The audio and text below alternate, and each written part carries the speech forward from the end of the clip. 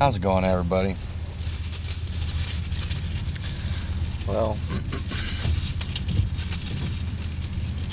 so I've still been thinking about what my counselor friend said to me, that I have some unresolved issues.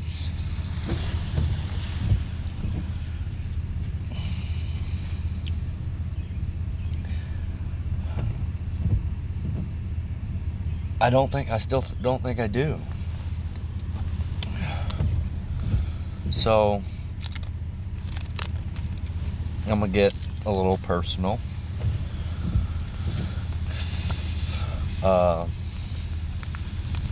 I told everyone on here, whoever's listening, I wrecked a 2020 Jeep July 15th of last year. Drunk. Annihilated. I blew a .223. First time I'd been in trouble in a long time, like 18 years. I thought I was never going to get in trouble again. You know, I grew out of that. I don't care if I go to jail. You know, I need to be an adult. You know, I didn't think I was ever going to get in trouble again. Anyways,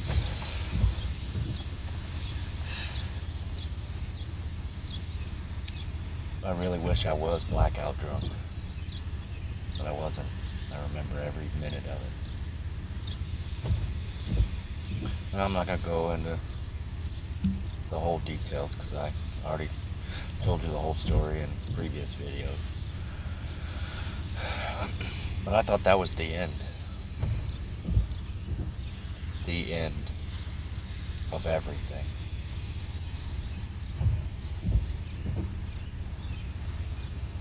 That day I both hands on the wheel, bawling like a baby, crying, until the cop came and knocked on the window. And then I was still crying, right in the middle of the street.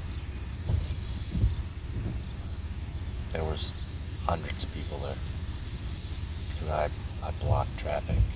My Jeep was sideways in the street.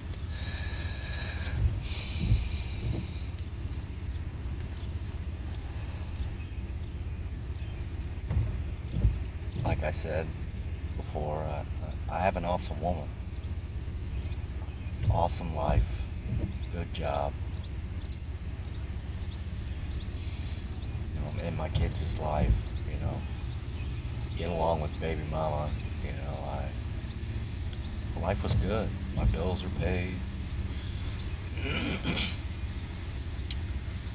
I was getting married.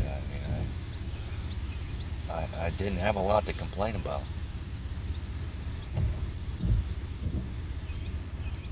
And my self-destructive ass thought I ruined that.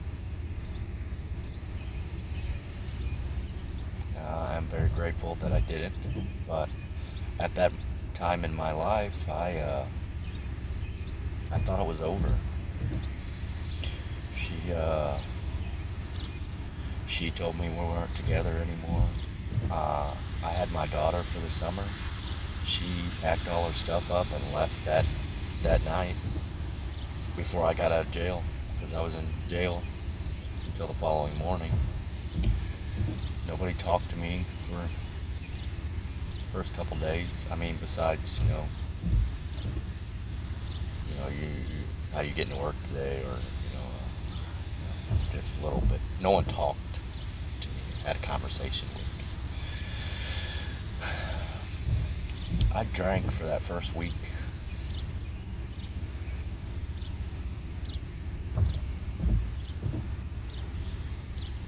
I was gonna kill myself.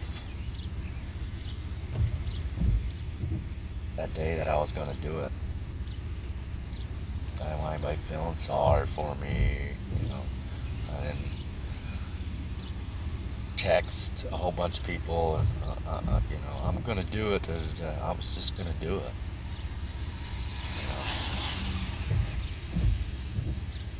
I was gonna tie one on.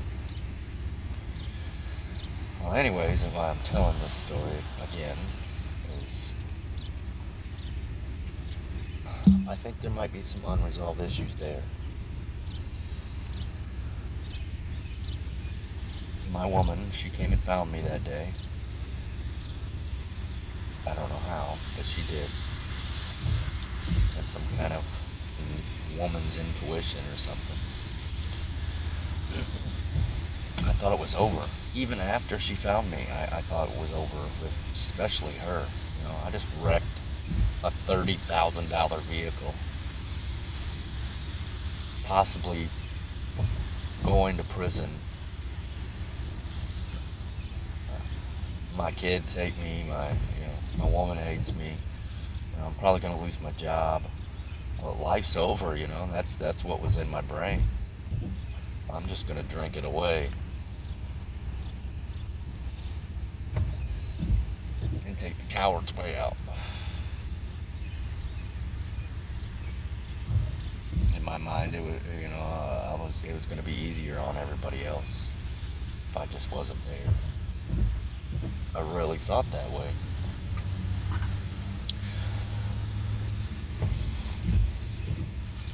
So, I think my unresolved issue is, well, partly, I still need a lot more reflecting, I think. But I think her coming to find me and me still thinking it was over. I guess I hadn't put one and two together until this morning, basically.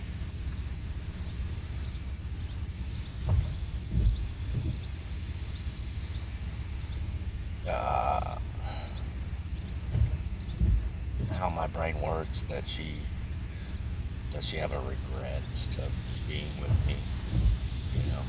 But she came and found me that day. I quit drinking the next day, but it still was miserable. I didn't leave the house, but we were broken up, and she was very adamant about telling me that.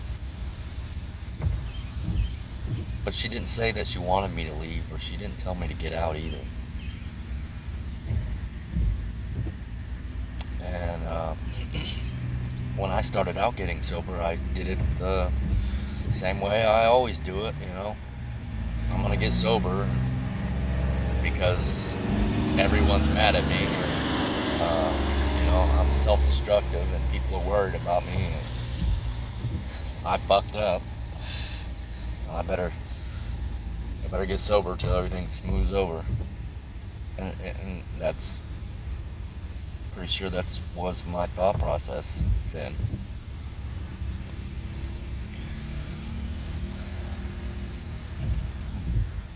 I think what I'm trying to say is maybe I should have a conversation with her. 6 months went by, and I walked around the house with my head down. I didn't hold it high. I didn't push any buttons. I was just there, basically. I was a fixture, I felt like. I clean the house, go to work, pay my part of the bills. That was it, And I tried to, I wouldn't say forcefully, but I would touch her or talk to the kids. It was just a cold shoulder. I was miserable. Yeah, I was going to AA and stuff, and I had a sponsor, and I talked to him about it. And, I talked to another person about it, and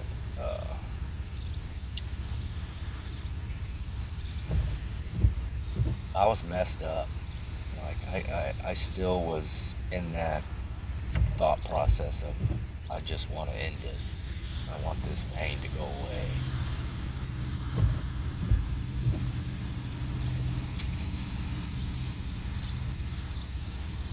That's the only thing I can think of that could be an unresolved issue. Uh, Something clicked about 3 months ago, 3 or 4 months ago, uh, that my sobriety comes before everyone. Before my fiance, before my kids, before my family, before my friends, before my job.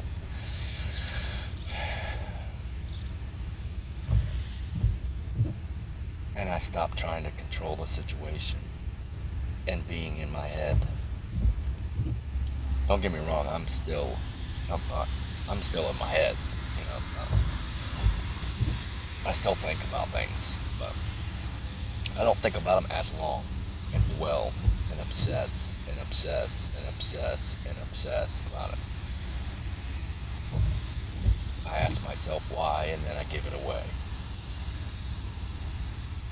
It might come back, but I just give it away again. And I've been talking a lot more lately to people, and hence why I started a daily journal on YouTube to share my struggles and alcoholism, because I don't care how confident I sound, I ain't got nothing figured out. Nothing. All I know is I'm sober today, and I'm doing what I need to stay sober. I ain't working no perfect program, by no means. But I do have a good support system, and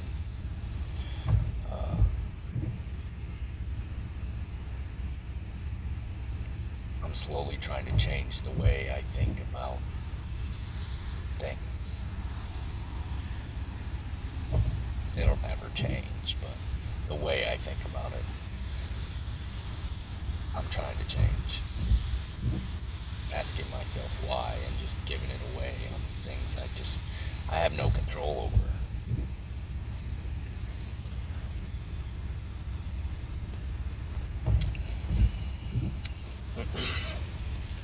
And loving myself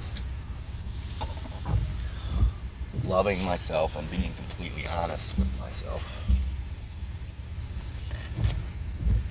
Trying to be sober in my mind.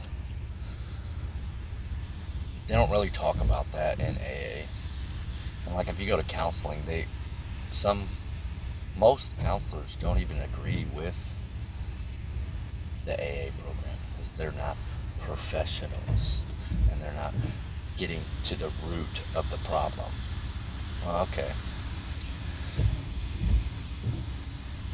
I see their point, but I went to a lot of counseling back in my late teens, late teens, and some of my 20s. That shit didn't fix me or get me sober. But every time I've been in AA, I felt like I belonged. Like I was supposed to be there. I'm hanging out with a bunch of fucked up alcoholics. You know, we're all here for the same damn reason. And I truly believe that, you know, it's the camaraderie that keeps you sober. You know, I'm not alone. You know, there are people that are just like me. And once I figured out that, you know, there is people just like me, it was easier. Because in the past, you know, and I've seen with other struggling addicts and alcoholics, you know, I'm not like these people.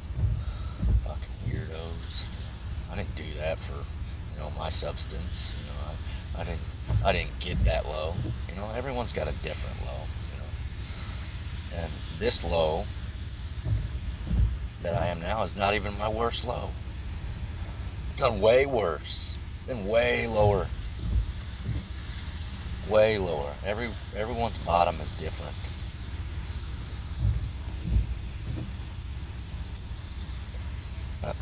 I'm no expert by no means.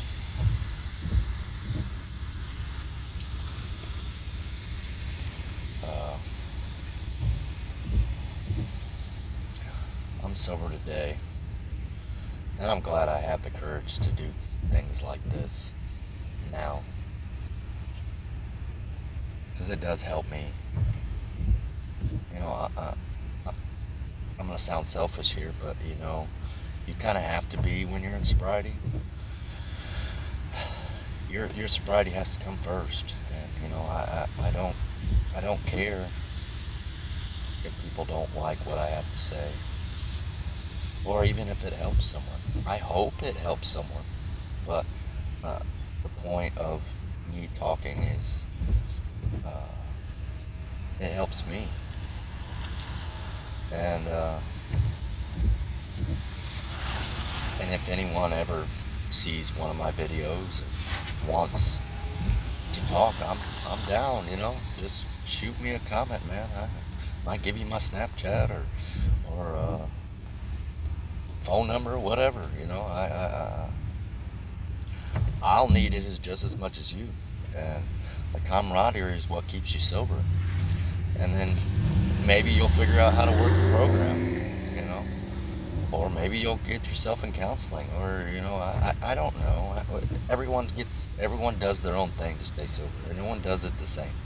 There's no magical cure. Money's not going to get you sober. There's no magical fix. It just kind of, you got to figure it out on your own and want to do it. And that's the one thing I do know, that I am confident about. You have to want it yourself, and you're going to figure out your own program. But I wish I could keep talking, because I got some more to say. I got to go into work. Yeah, yay me. Y'all have a wonderful day.